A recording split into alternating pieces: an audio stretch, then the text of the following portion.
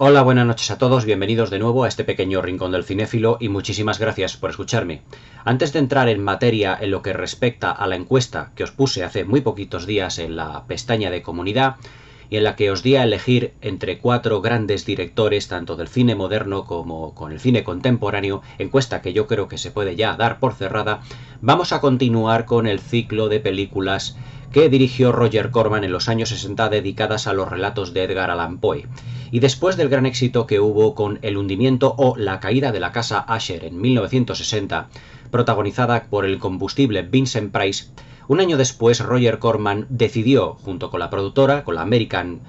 International Pictures, repetir, se puede decir que los mismos esquemas narrativos, para poder filmar, para poder crear una nueva adaptación, nuevamente adaptada, valga la redundancia, de los relatos de Edgar Allan Poe por el escritor Richard Matheson, ese escritor que además hoy hace gala de tener una de las novelas de terror y de ciencia ficción más conocidas de la historia, que es Soy Leyenda. Se puede decir que Roger Corman se rodeó del mismo equipo artístico y técnico que había hecho posible La caída de la casa Usher y que además pudo potenciar todos los elementos que hicieron una extraordinaria película, el film del año 60. En lo que se refiere a los decorados, en lo que se refiere a unos más ágiles movimientos de cámara que dieron lugar a una puesta en escena bastante más sofisticada y repitiendo los esquemas tanto argumentales como narrativos que ahora iremos viendo a lo largo de lo que fue el vídeo. Se puede decir que Roger Corman con La caída de la casa Usher tienen tantísimo éxito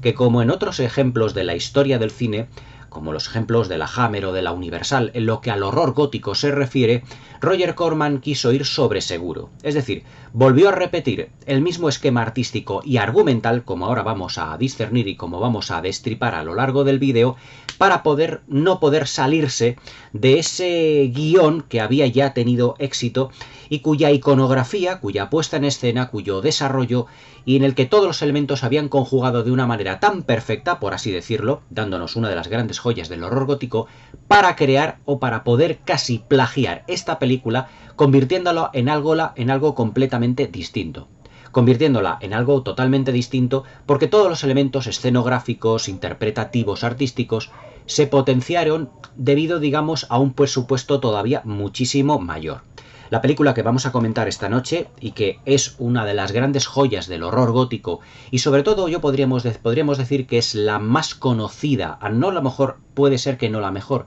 pero sí la más conocida y la más famosa de todas estas adaptaciones que hizo Roger Corman sobre los relatos de Edgar Allan Poe, que se puede decir sin temor a equivocarse que a día de hoy ya es un pequeño clásico, al igual se puede decir que como todas las películas de este ciclo, pero sobre todo esta es el clásico por excelencia de Roger Corman. Y esta película es nada más y nada menos que El péndulo de la muerte, del año 1961, protagonizada por Vincent Price y por una jovencísima Barbara Steele. Barbara Steele fue una actriz que además había cobrado gran protagonismo en el cine italiano de la mano del director Mario Bava, porque un año o 2 años antes, en 1960, había protagonizado una película de horror gótico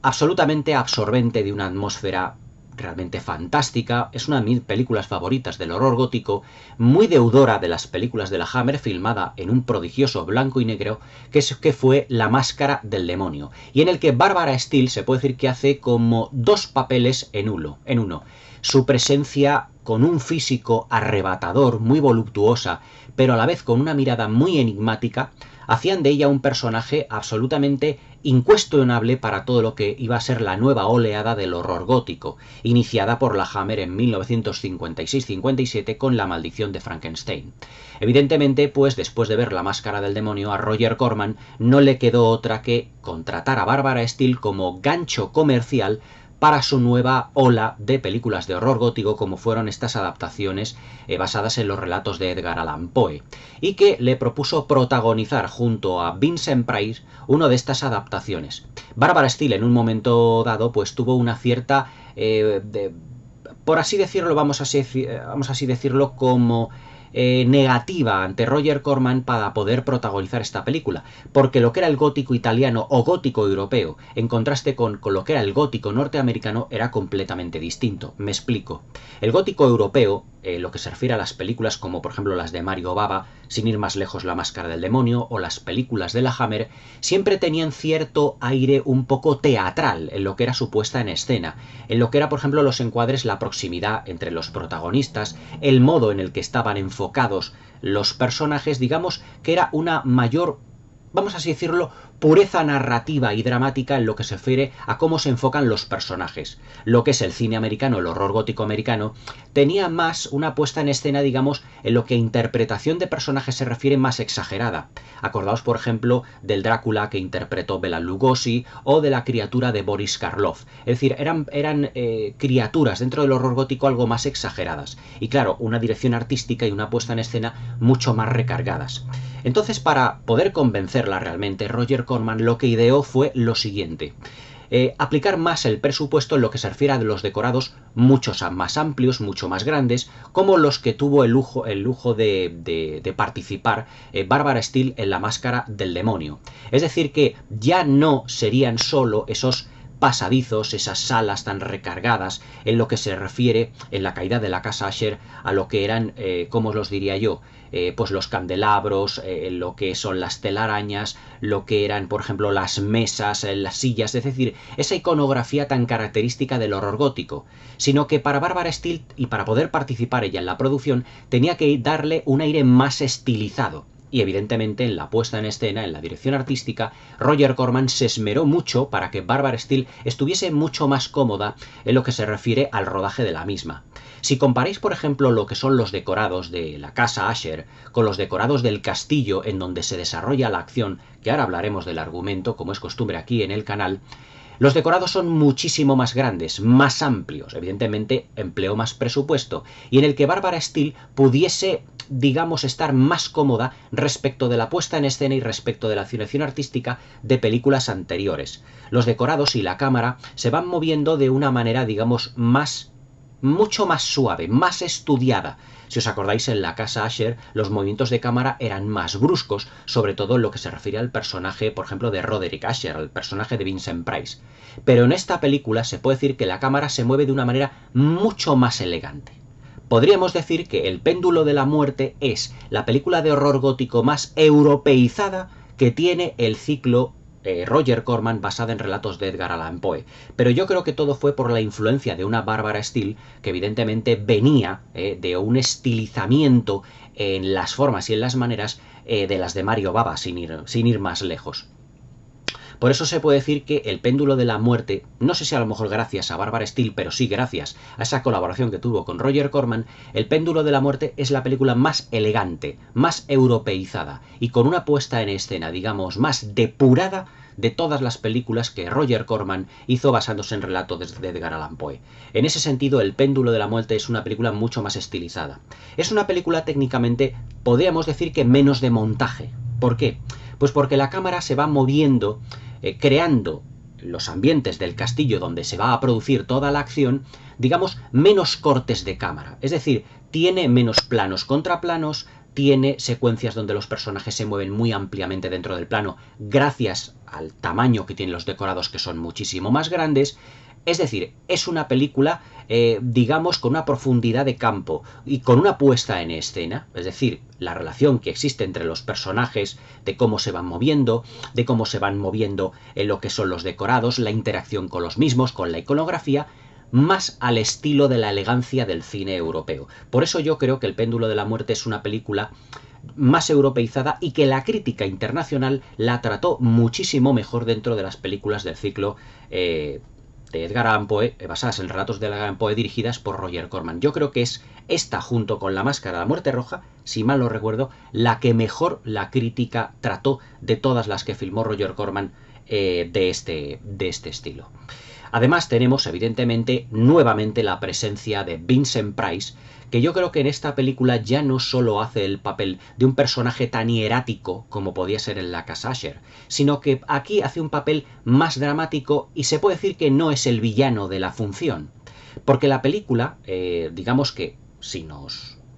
situamos más o menos en lo que es la adaptación del relato de Edgar Allan Poe, solo tiene en cuenta el relato a lo que es el final de la película, lo que es el clímax. Pero a lo largo de todo lo que es la película, de los 80-85 minutos que dura el film, prácticamente en 60 minutos de lo que es el film,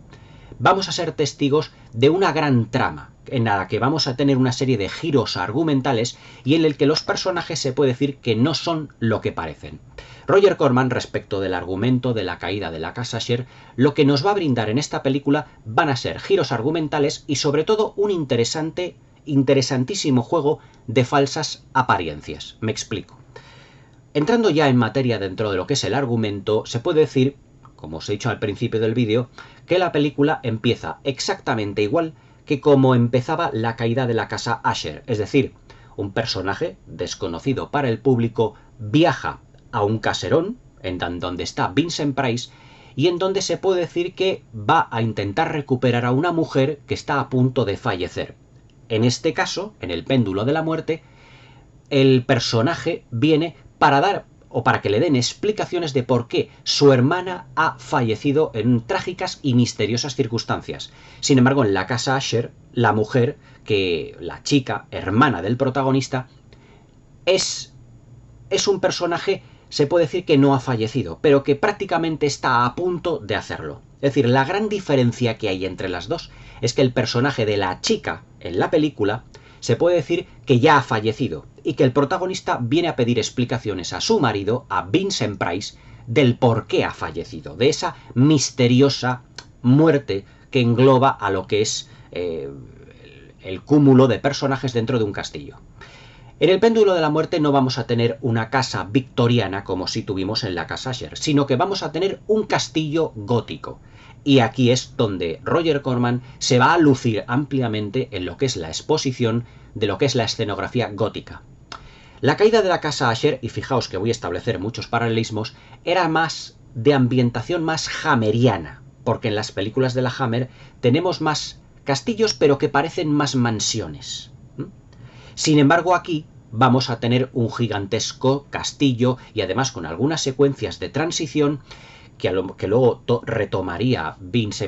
Roger Corman en varias películas posteriores del ciclo de Edgar Allan Poe, como ya os comentaré más adelante, en el que veremos planos de lo que son las almenas, de lo que son lo que son las fortificaciones al rodear todo lo que es el castillo, y además un elemento psicológico que va a ser, yo creo que primordial, que acompaña al personaje de Vincent Price, pero que va a ser primordial para entender cuál va a ser el funcionamiento de la mente de Vincent Price en esta película. Y es el mar. El castillo al que viaja el protagonista de la película, que es el actor John Kerr, que va a viajar, ya os digo, a ese castillo para pedir explicaciones sobre el fallecimiento de su hermana, casada con un inquisidor español llamado Nicolás Medina, interpretado por Vincent Price, llega a este castillo que además está, se puede decir que está en lo alto de un risco y al lado del mar. Un mar que cuando este personaje, John Kerr, llega a lo que es el castillo, el mar está perfectamente en calma, no está embravecido. Este hombre llega con un carruaje muy de la época de la Inquisición española, estamos hablando del año 1400-1500 aproximadamente, aunque no hay una fecha concreta.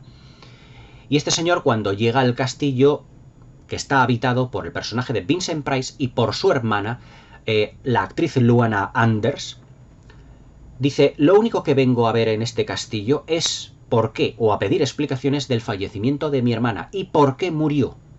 Y Luana Anders, Catherine Medina, del cual ya hay una especie como de tensión sexual no resuelta entre Luana Anders y John Kerr, le dice: es que mi hermano, debido al fallecimiento de su mujer, está pasando por un luto muy duro, muy fuerte, y psicológicamente está bastante tocado. En la anterior película Vincent Price era el villano, y todo parece indicar que efectivamente aquí también lo es. Pero Roger Corman lo que hace es de tramposo dentro del argumento y nos va trazando una serie de características del personaje de Nicolás Medina, el inquisidor interpretado por Vincent Price, para que nos demos cuenta de que efectivamente es el villano.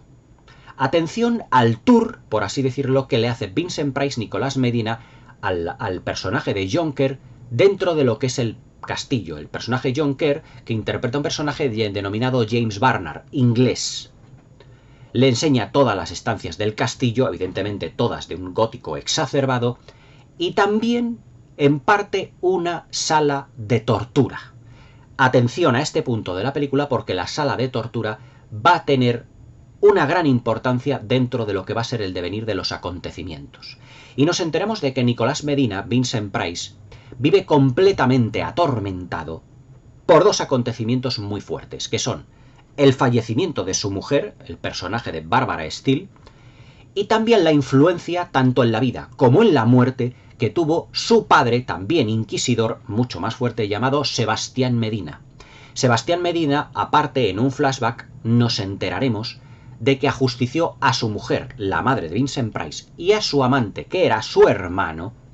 por haber cometido adulterio dentro de lo que era esa sala de tortura.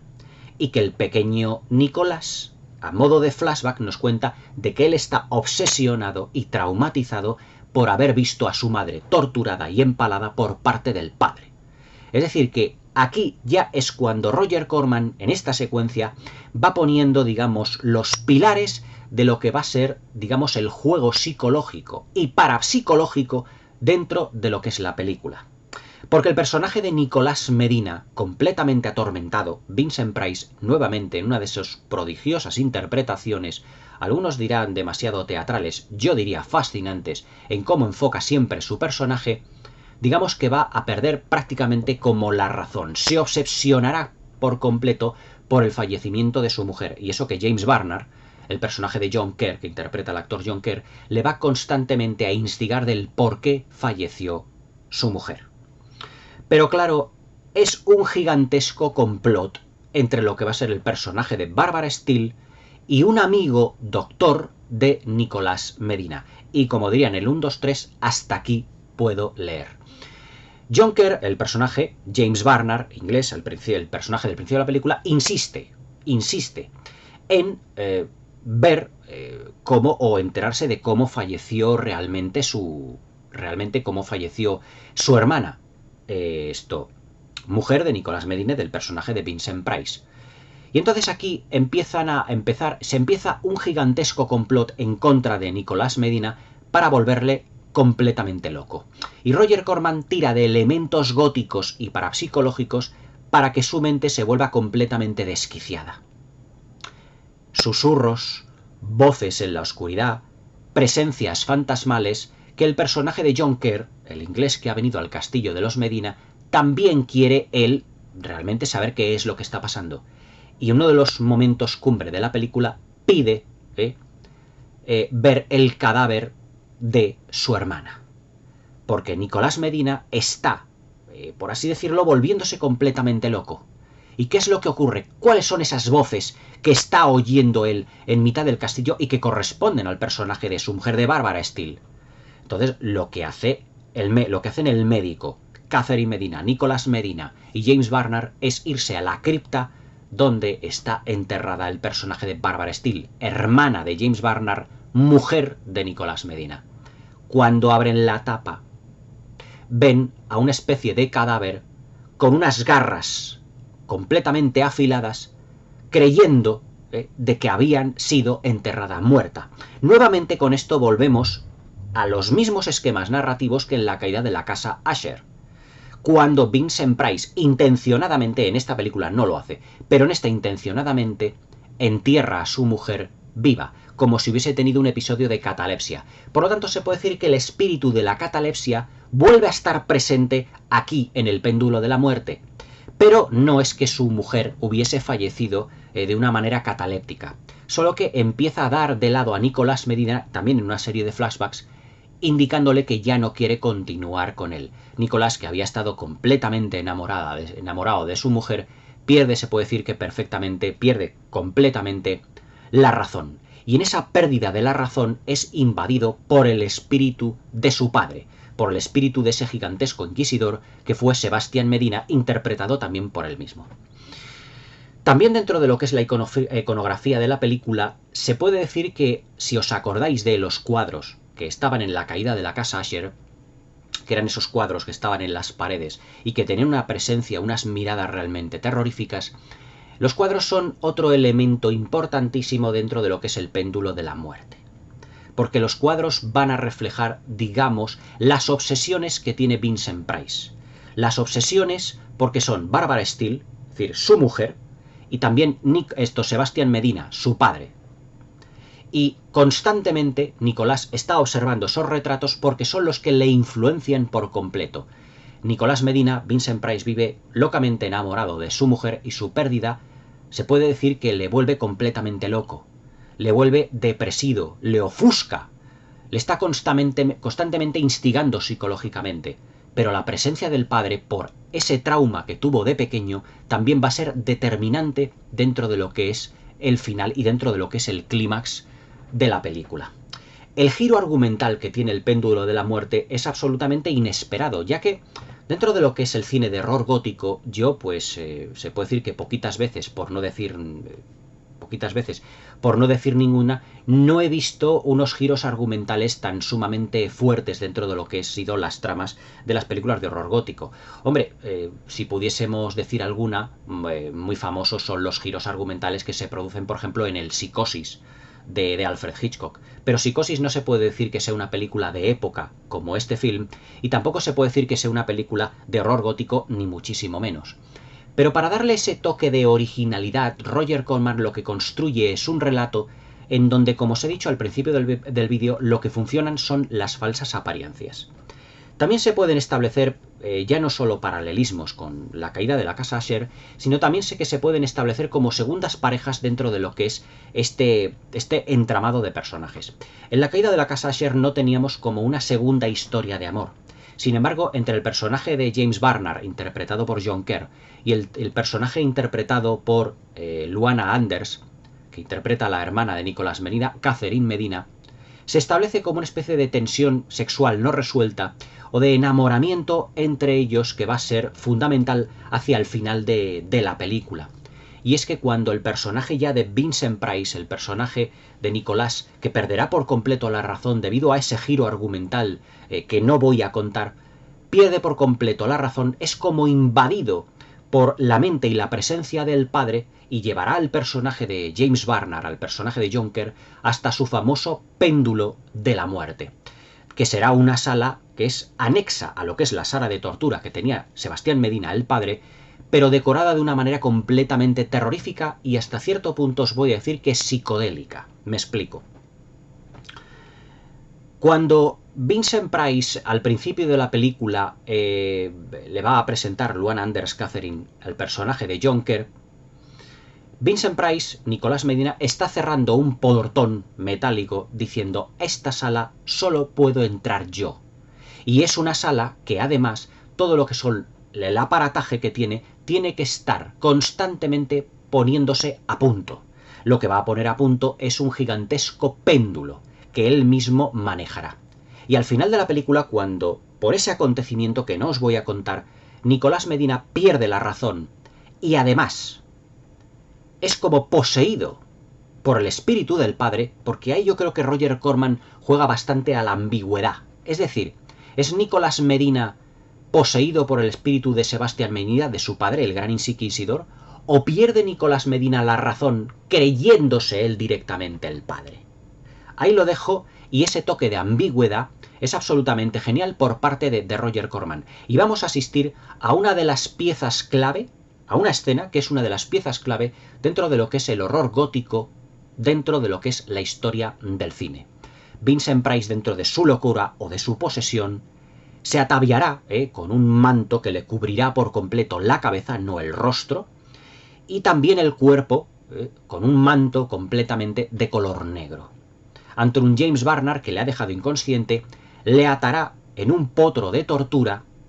y que encima de él estará el maravilloso y terrorífico péndulo de la muerte. Un péndulo es una gigantesca cuchilla semicircular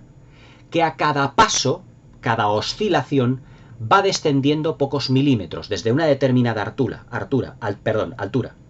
y va a cada paso de oscilación cayendo unos pocos milímetros, de tal manera que a la medida que va cayendo es como si fuera cortando, hasta llegar al potro de tortura donde está el personaje de James Barnard, y le irá poco a poco desgarrando, en un montaje realmente extraordinario, primero la camisa, porque son milímetros lo que va bajando. Esos milímetros los va controlando con una palanca Sebastián Medina, Vincent Price, con un rostro completamente ya descolocado y desaforado. Pero en un momento dado, Luana Anders, la querida en ese momento, la que se siente atraída por James Barnard y el doctor de la familia, impedirán, evidentemente, que Sebastián Medina pues pueda llegar a asesinar a James Barnard dentro de lo que es su locura, produciéndose algunas muertes que evidentemente no voy a contar porque me gustaría que vieseis la película. Pero sobre todo el personaje de Barbara Steele en esta película lo que provoca es la inquietud constante del protagonista. Porque en un principio Barbara Steele, hermana de James Barnard y mujer de Nicolás Medina, digamos que parece un personaje de relleno. Pero al final de la película nos daremos cuenta que va a pertenecer a uno de los finales más angustiosos de la historia del cine de terror. ¿Por qué? Porque Sebastián Medina, o Nicolás Medina en su locura, creyéndose su padre, Sebastián Medina, meterá a Barbara Steele dentro de lo que es una dama de hierro. No sé si sabréis lo que es una dama de hierro, para lo que no sepáis, os lo digo. La dama de hierro era una tortura de la Edad Media, de la Inquisición, en donde es una especie de cámara que tenía la forma de una dama, el rostro de una dama en su parte superior, y en su cuerpo, digamos, su hato, su vestimenta, se abría para reflejar, digamos, un habitáculo en donde se metía a una persona al que se tenía que ajusticiar, por así decirlo, se cerraba esa dama de hierro y se quedaba ahí para los restos. Es decir, se le dejaba morir directamente. Y luego había otra versión de la dama de hierro en donde dentro del cubículo, dentro del habitáculo de la dama de hierro, había pinchos de acero, una especie de púas de acero, en el que tú metías a la víctima y que para que se pudiese cerrar por completo, esa persona tenía que ser atravesada por todos los pinchos de acero. En este caso, en la dama de hierro de esta película, no se ha, ¿cómo os diría yo? No se ha requerido de esos pinchos, o así por lo menos se nos hace entender, porque el personaje de Barbara Steele se puede decir que se queda como en estado de shock, pero no termina de fallecer. Y en ese final, cuando Luana Anders, Catherine Medina, después de rescatar a su amado a James Barnard del péndulo de la muerte de su hermano poseído, dice dentro de la cámara de tortura: nadie volverá a entrar a esta cámara jamás, dejando al personaje de Barbara Steele dentro de la ya dama de hierro, en el que el plano de la cámara de Roger Corman se va a acercar al rostro de Barbara Steele y ella con unos ojos completamente desaforados diciendo, o como si estuviera diciendo: es que estoy aquí. Si hay un ser dentro de esta cámara que requiere que le salven, aunque evidentemente ella en estado de shock seguramente ya estará muerta, pero con los ojos completamente desorbitados y sin poder mediar palabra, en estado de shock. El péndulo de la muerte tiene uno de los finales más potentes, más exacerbados en ese sentido y más angustiosos dentro de lo que es el ciclo de películas de Roger Corman, porque realmente todo lo que concierne a la película está enfocado a lo que es ese horror gótico en su máxima expresión. Y dentro de lo que es el argumento, yo creo que esa iconografía, Roger Corman va un paso más allá y nos regala esa iconografía de los potros de tortura, además de que la manera en la que está filmado lo que es la cámara de torturas es absolutamente encomiable. Además,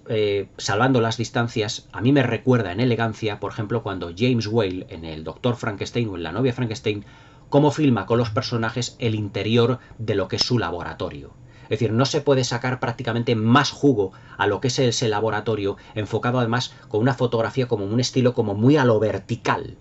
viendo siempre la magnificencia de lo que es el decorado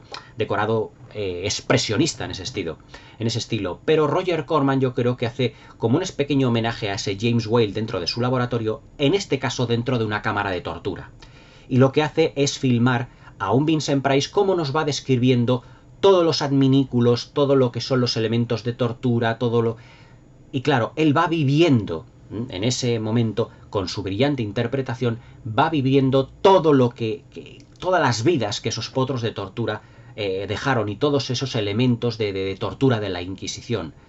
un potro de tortura, una dama de hierro, otro potro en lo que se cogían con argollas en los tobillos y en las muñecas de las víctimas, y por medio de unos torniquetes se les iba estirando, estirando, estirando hasta prácticamente desmembrarle. Incluso él, por ejemplo, cómo están filmados lo que son los recuerdos aquí en El péndulo de la muerte, cómo están filmados los recuerdos de la vida de Nicolás Medina, siempre de un modo turbio, porque es otra de las máximas en el cine que yo he comentado muchas veces aquí en el canal. Digamos que el estado anímico de los personajes es lo que condiciona la puesta en escena de las películas. Si el estado anímico de Nicolás Medina cuando era niño, viendo a su padre ejerciendo todas esas brutalidades en los potros de tortura y en las cámaras de tortura, todo eso está filmado de un modo con un azul oscuro, neblinoso, es decir, todo es como si estuviese lleno de tinieblas. Esos recuerdos para Nicolás Medina están llenos por completo de tinieblas. Y luego otro de los factores psicológicos que yo os he comentado es que, por ejemplo, cuando James Barnard llega al principio al castillo de los Medina, al castillo de Nicolás y de Catherine Medina,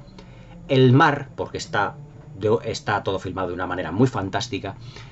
como si aquí en España, porque la película se desarrolla en España, como si aquí en España estuviésemos en mitad de Castilla-La Mancha o Castilla-León con el mar, aunque evidentemente si es un inquisidor o si está al lado del mar, pues tiene que ser pues la costa andaluza, valenciana, la cantábrica, la asturiana, váyase usted a saber, ¿no? Pero ese mar está completamente en calma. Pero a medida que Nicolás Medina va con los acontecimientos de ver a su mujer, que había sido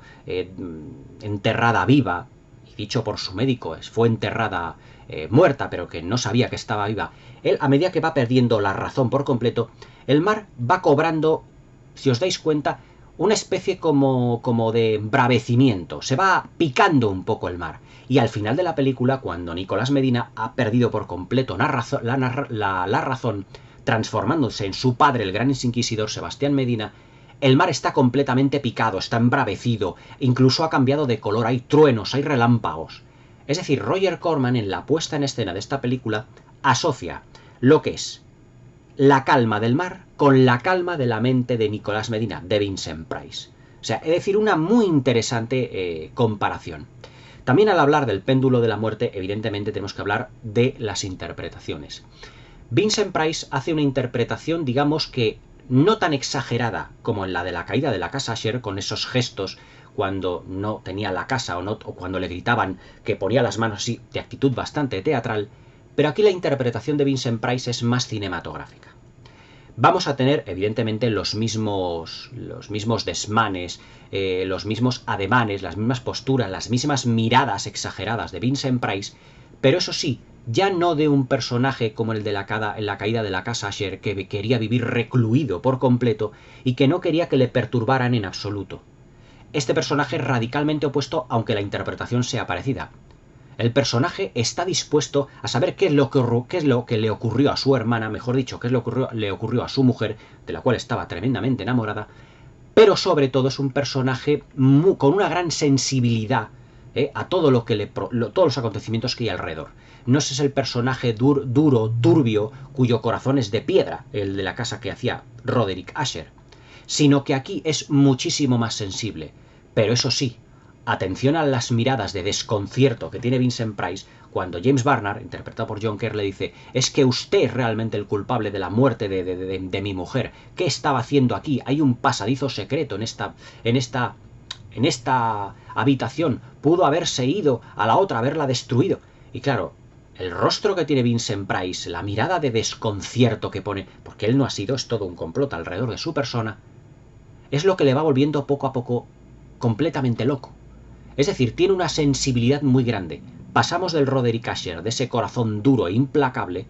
a un personaje profundamente sensible, que le afecta todos y cada uno de los acontecimientos que ocurren en su castillo. El castillo se puede decir que es otro, que al igual que en la casa Usher, es otro de los grandes protagonistas de la función. Sobre todo la manera que tiene de filmar a Roger Corman dentro de lo que es su puesta en escena. La llegada de John Kerr es muy parecida a la llegada del personaje principal que estaba en la caída de la casa Usher. Recibe en un castillo pues completamente medieval, con trasuntos góticos, tapices, cuadros, la importancia de los mismos, como en La caída de la casa Usher, las alfombras, las mesas gigantescas, larguísimas, los candelabros. Uno de los aspectos que siempre me ha hecho gracia de estas películas es que están los decorados iluminados muy profusamente, pero luego los personajes, aunque se ve perfectamente, van con un candelabro con 4 o 5 velitas y parece que están iluminando algo, porque cuando realmente todo el decorado está iluminado de una manera realmente extraordinaria. El color no es Technicolor, es color by Pathé, que es muy similar, acordaos en el vídeo de especial de Technicolor, que luego al Technicolor le salieron muchísimos, digamos, admiradores, por no decir copias, pero el colorido está mucho mejor tratado aquí que en La caída de la casa Usher. Dentro de lo que es la fotografía predominan mucho los colores grises, los rojos y los colores pardos. Y sobre todo, atención, otro de los elementos góticos que a mí me fascinan y que ya me gustaron mucho en La caída de la casa Usher, que son los pasadizos secretos. Los pasadizos secretos, para mí, dentro de un castillo, dentro de una mansión embrujada, son elementos extraordinarios que dan lugar, digamos, al cotilleo, que dan lugar, digamos, al miedo, a personajes que entran y salen de estancias como si fueran auténticos espectros. Todo eso lo potencia muy bien Roger Corman. Y a mí me entusiasma muchísimo cómo hace la utilización de lo que son estos pasadizos Roger Corman. En estos pasadizos, el personaje de James Barnard penetra en uno de ellos y están llenos de telarañas, ratas, o sea, todos los elementos de la iconografía gótica que los americanos ya lo habían expresado de una manera muy, muy ejemplar en la de Drácula de Bela Lugosi. Si me permitís un inciso, la iconografía gótica del Drácula de Bela Lugosi eran los murciélagos, las arañas, las telarañas, los arcos de medio punto, la piedra dentro de lo que es el castillo, digamos, los tapices, los cuadros polvorientos, los candelabros. Es decir, esa iconografía que tanto éxito había tenido y que tanta importancia había tenido en la época de la Universal, Roger Corman lo toma para sí. La caída de la casa Usher, volvemos a la primera película de Roger Corman, era más estilo hammeriana. Los rojos, los naranjas, el estilo de colorido un poco más, como os diría yo, más apastelado, como más imitando al Technicolor, pero aquí en El péndulo de la muerte, siendo una película también muy colorista, desde un punto de vista técnico y de fotografía, es más oscura, más gris, es decir, en ese sentido se distancia. Una puesta en escena de color en lo que se refiere a La caída de la casa Usher, que luego repetiría. Es decir, La caída de la casa Usher y El péndulo de la muerte fueron dos pilares importantísimos de los cuales Roger Corman luego se fijó para sacar de ahí y hacer evolucionar los otros capítulos que tuvo ya para la serie. Es decir, que si veis La caída de la casa Usher y El péndulo de la muerte, se puede decir que ya sabéis lo que visualmente os puede esperar, os puede deparar lo que es el ciclo de Roger Corman respecto a todas estas películas. En ese sentido, yo creo que la puesta en escena es más rica, porque al igual, por ejemplo, que James Whale filmó, ya os lo he dicho antes, lo que es su laboratorio, pero sobre todo la suavidad de los movimientos de cámara, aquí se puede decir que Roger Corman homenajea, imita o plagia a James Whale, haciendo que sus movimientos de cámara sean mucho más suaves, más estilizados y, como os he dicho al principio del vídeo, como más europeizados. Es decir, de narración más lenta. En La caída de la casa Usher los acontecimientos parece que se iban apelotonando uno detrás del otro. En El péndulo de la muerte no es que haya tiempos muertos, pero atención a cómo están tratados los silencios. Un personaje habla de una manera, o dita su monólogo, o lo que es su parlamento,